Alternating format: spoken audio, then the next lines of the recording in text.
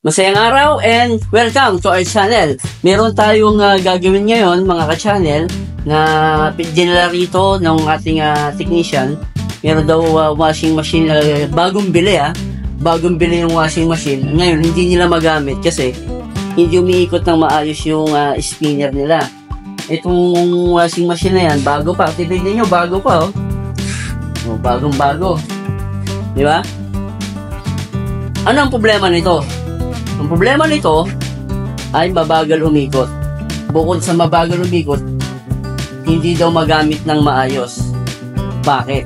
Yan ang pag-aaralan natin ngayon mga ka-channel. Sasagutin natin yung tanong kung nagpagawa nito sa akin. Ang sabi niya, kung pwede ba daw may convert yung mga fan motor from 220 volts to 110 volts. Kung may idea kayo dyan, comment lang kayo dyan sa baba. Kung posible ba nga bang ma-convert yung 220 volts sa 110 volts ng fan motor. Pwede nga ba o hindi? Sasagutin natin yan dito sa ating tutorial.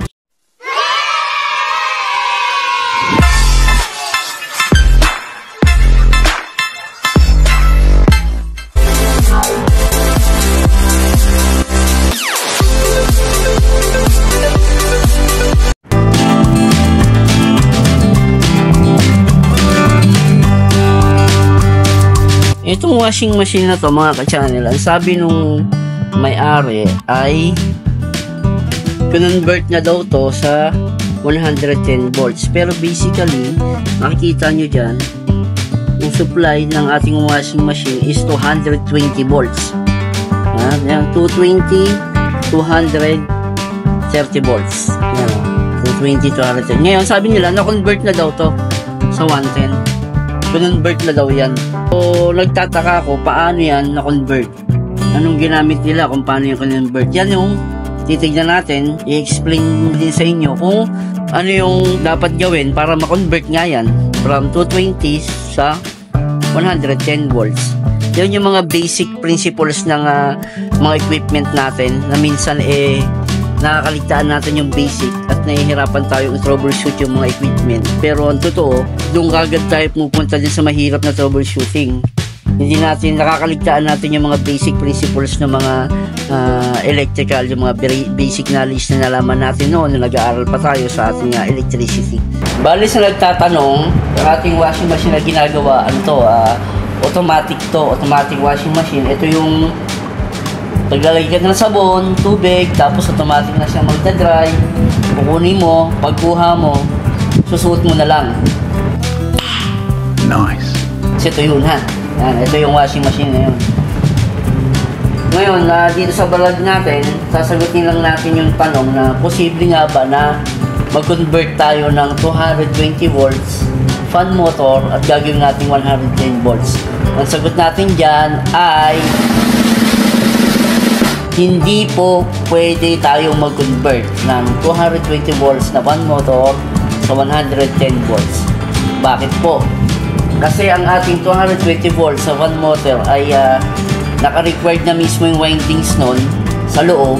Makapal na yung windings na ginamit natin doon. Yung windings na ginagamit doon is required para sa 220 volts. Ganon din yung 110 volts na mga fan motor natin. Unless na lang, gagamit ka ng transformer para ma-convert mo siya ng 220 o from 220 gagawin mong 110 o from 110 gagawin mong 220. Pero yung magpo-convert ka mismo dun sa motor, imposible mangyari yun. Pero na lang, yung mga motor natin na meron talaga siyang specification to convert from 220 to 110. Parang ganyan, yan, parang ganyan, yan, ito, yan, parang ganyan. Pag ganyan, may nakatrain diagram na ganyan, yan. Pwede yan. Papalitin mo lang yung terminal. Mako-convert mo na siya into 110. Sana nasagot natin yung tanong ng technician natin. At sana nanonood ka ng vlog natin ngayon na hindi po pwedeng ma-convert ang mga 220 volts sa fan motor. Gagawin mong 110 volts. So, balik tayo rito sa ating washing machine kasi confused din ako rito. Bakit hindi siya umiikot ng maayos? Bakit mabagal yung ikot niya? Ano ang nangyari?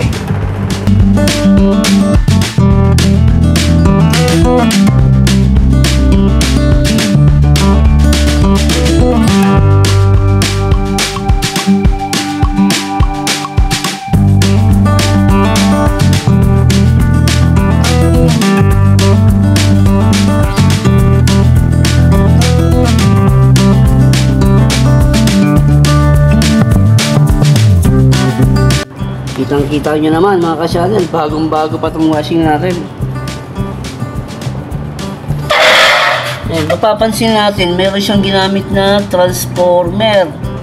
So, goods to kasi ginamitan niya na transformer para ma-convert ng 220 to 110. Ang tanong natin ngayon, bakit mabagal umikot?